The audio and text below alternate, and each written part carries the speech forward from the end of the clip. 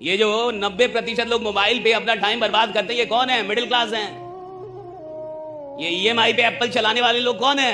Middle class वाले हैं, जिनके घर में एप्पल नहीं आता खाने को, लेकिन एप्पल चलाएंगे साहब। वो घर में रोज एप्पल नहीं आता साहब, लेकिन मोबाइल एप्पल का चलाएगा, ईएमआई पे चला रहा है वो नालायक। रीजन क्या है आप समझिए, और टाइम बर्बाद कर रहा है। रीजन है उसको अभी तक दुख का एहसास ही नहीं है। आपकी जिंदगी किसी प्लान से नहीं बदलती साहब, आपकी जिंदगी उस दिन बदलती है जिस दिन आपको अपने जीवन का दुख पता चलता है कि मेरे को दुख है कि नहीं। रियलाइज करते हैं आप लोग। जब आपको लगता है कि मैं जहां हूं इसके लायक नहीं, मैं इससे बड़ा आदमी हूं, मेरे को ये जिंदगी चाहिए नहीं, मैं ये घर डिजर्व नहीं करता, मेरे माँ बाप ऐसे रहेंगे, ये चलेगा नहीं, मैं इधर आया उस खानदान में, मैं कुछ बदलूंगा इधर। और जिसको दुखी नहीं है, जो बड़ा खुश है, इतना बड़ा घर मिल गया, उसी में लोग चाहते हैं कि मेरी सारी प्रॉब्लम दूर कर दो भगवान, राइट? मेरी जिंदगी में कोई प्रॉब्लम ना हो, इसलिए लोग मंदिर जाते हैं, मस्जिद जाते हैं, पूजा करते हैं, मेडिटेशन करते हैं, यज्ञ करवाते हैं ताकि प्रॉब्लम ना रहे। याद रखिएगा, जिसकी जिंदगी प्रॉब्लम फ्री होना चाहती है उसको शमशान में जाना होगा। प्रॉब्लम फ्री लाइफ कभी नहीं होता साहब, और जिस जिंदगी में प्रॉब्लम ना हो वो जिंदगी रुक गई है साहब। अगर आप जीवन में कुछ कर रहे हैं तो आपको प्रॉब्लम मिलेंगे, लेकिन हां कुछ ऐसे भी लोग होते हैं जिनके जीवन में कोई प्रॉब्लम नहीं है। मैं बता रहा हूं क्यों प्रॉब्लम नहीं है, क्योंकि तुम अपनी औकात के अंदर काम कर रहे हो। जिस इंसान को अपनी औकात के अंदर रह के काम करना है उसके जीवन में कोई प्रॉब्लम नहीं होता। जिस इंसान को अपनी औकात से बाहर निकलना है उसकी जिंदगी में प्रॉब्लम होता है। जिसको औकात से बाहर निकलना है, आदमी कहीं भी दिल लगाते रहता है। अमीर आदमी जो चैंपियन होते हैं साहब, वो लोगों से बाद में दिल लगाते हैं, फुर्सत नहीं मिलती, वो पहले अपने काम में दिल लगाते हैं, वो काम से दिल लगाते हैं, वो काम से मोहब्बत करते हैं। उन्हें टाइम नहीं है साहब। जिस आदमी को बहुत टाइम है ना फोन पे बात करने का, साला वो घंटा काम ही नहीं कर रहा। अगर तुम्हारे पास बहुत लोगों के लिए बहुत टाइम है और तुम अपनी भावनाओं को बड़े आराम से खर्च कर रहे हो, तुम चैंपियन हो ही नहीं, तुम एक ऑर्डिनरी आदमी हो। ऑर्डिनरी आदमी लोगों के पीछे दिल फेंकता रहता है, जो चैंपियन होता है वो अपने काम में दिल लगाता है। दुनिया उससे दिल लगाती, वो नहीं लगाता था दुनिया, और उसका फुर्सत नहीं है साहब। दुनिया उससे मोहब्बत करती है, उसको फुर्सत ही नहीं है। मिल्खा सिंह की मैं एक वीडियो देख रहा था, मिल्खा सिंह को जान रहा है ना? उनकी एक वीडियो है, बड़ी वायरल है, इंस्टा पे आपने भी कभी देख ली होगी। मिल्खा सिंह बोलते हैं कि मैं चक्कर लगाता था, दौड़ता था, चक्कर लगाता था, तो जब चक्कर लगाते मुंह से मेरे खून निकलने लगता था। तो जब मेरे मुंह से खून निकलता था तो मेरा कोच कहता था एक चक्कर और। तो मिल्खा बोलते हैं कि मैं बोलता था मैं मर जाऊंगा, तो कहते मेरा कोच बोलता था तू मर जा लेकिन एक चक्कर और, अरे तू मर जा। चाहिए जितना सुनने में आसान है उतना एहसास करने में बड़ा मुश्किल। आपके मुंह से खून निकल रहा है, आप बोल रहे मैं मर जाऊंगा, कोच बोल रहा है तू मर जा। कोच कह रहा है तू मर जा लेकिन एक चक्कर। आपको लगेगा कोच बहुत हरामी है, खराब आदमी है, साला इतना बकवास आदमी है, कह रहा मर जा। वो कोच जानता है कि इसने जितने चक्कर मारे हैं ना, इससे ये वर्ल्ड चैंपियन नहीं बनेगा, लेकिन ये जो आखिरी चक्कर मारेगा ना, ये इसको वर्ल्ड चैंपियन बनाएगा। ये जो आखिरी चक्कर, राइट, द लास्ट राउंड, वो कोच जानता है, खिलाड़ी नहीं जानता। वो कोच जानता है तू मर जा, तेरे को मरना है मर, लेकिन एक चक्कर और। तो मिल्खा सिंह पैदा। दुनिया के जितने भी बड़े उद्योगपति और बड़े घरानों के लोग हैं ना, अब उनके बच्चे तो सोने की चम्मच लेके पैदा हुए हैं, उनको कोई दुख दर्द नहीं पता। इन सब के बच्चे गुप्त तरीके से, पूरी तरीके से, रहस्यमय तरीके से घर से 1000 रुपए लेके निकाल दिए जाते हैं। और आपको पता ही नहीं है कब अंबानी के परिवार का आदमी जयपुर आके रह के चला गया, कब बिरला का परिवार का आदमी झुंझुनू रह के चला गया, कब किसने झोंपड़ियां देख ली, कब किसने ट्रेन में सफर कर लिया, कब किसी ने।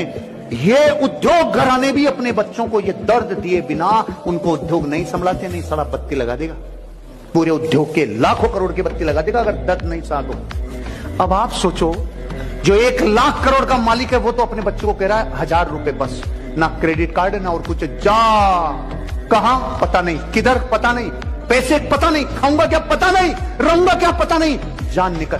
तब वो बन के आता है स्लिम मानव। बोर्ड का एग्जाम होता है तो रिजल्ट आता है, देखा आपने? बोर्ड का 10th का बोर्ड रिजल्ट आता है तो आपने गांव में देखा होगा कि ऐसे बच्चे जो सेकंड डिवीजन आएगा, सेकंड डिवीजन, वो डीजे बजवाते हैं, और जिसका 90 से ऊपर आया वो रो रहा है 90, और जो सेकंड डिवीजन आया है वो डीजे बजवा रहा है, और पूरे गांव वालों को लग रहा है कितना नालायक लड़का ये। बताओ भला, सेकंड डिवीजन पे डीजे कौन बजवाता है? और वो डीजे बजवा रहा है, नाच कर रहा है और पैसा कम है, वरना ऑर्केस्ट्रा मंगवाता, चीयर लीडर्स बुलवाता, पैसा नहीं उसके बाद डीजे से संतोष कर रहा है वो। आपको लग रहा है कितना नालायक है? नालायक नहीं है साहब, क्योंकि जब उसने एग्जाम दिया था उसको पूरा पूरा पता था वो फेल हो जाएगा, सेकंड डिवीजन आ गया साहब। क्यों नहीं बजाएगा डीजे? ऐसा ही कुछ लीडर्स के साथ होता है। जब वो काम करने आते हैं उनको विश्वास ही नहीं होता कि वो 20, 30, 40, 50 हजार भी कमा पाए, और अचानक 1.5 लाख कमाने लगा। अब वो ज्यादा काम करने वाला आदमी कोई ज्यादा महान नहीं है। आप ये देख रहे हो, एक पान बेचने वाला आदमी अगर पान की दुनिया में एक विचार बात डाले तो दुनिया उसे मुच्छड़ पान वाला कहते हैं। 16,000 रुपए तक का पान बिकता है मुंबई की नेपेंसी रोड पे। सिर्फ पान की दुकान से दुनिया को हिला दिया। मुच्छड़ पान वाले ने वेबसाइट पे पान ऑर्डर होता है। पीएल भगत सिर्फ रिक्शा चलाता था, आज दिल्ली में 1 लाख टैक्सी, रिक्शा और 3 व्हीलर हैं। बापू बन गया रिक्शा की दुनिया में। एक विचारवाद अपनी जिंदगी में बहुत आगे तक ले जा। आपके मोहल्ले में कोई ठेले पे हीरा बेचने लगे, किसमें? ठेले पे बोले हीरा ले लो, हीरा ले लो। आप कहेंगे साला नकली होगा। ठेले पे कोई हीरा बेचता है? ठेले पे बेच रहा है, कह रहा है हीरा ले लो, हीरा ले लो। आप कहेंगे नकली होगा। और तनिष्क के शोरूम में नकली हीरा रखा हो तो भी आपकी औकात नहीं होगी कि वो आप बोल दे नकली। आपको लगेगा प्योर होगा, एकदम असली, असली वाला समझ आ रहा है? कोई भी चीज जो बड़ी आसानी से मिल जाए मुफ्त में, उसकी कीमत नहीं होती। इंसान वक्त क्यों बर्बाद करता है? क्योंकि वक्त के लिए पैसा नहीं देना पड़ता।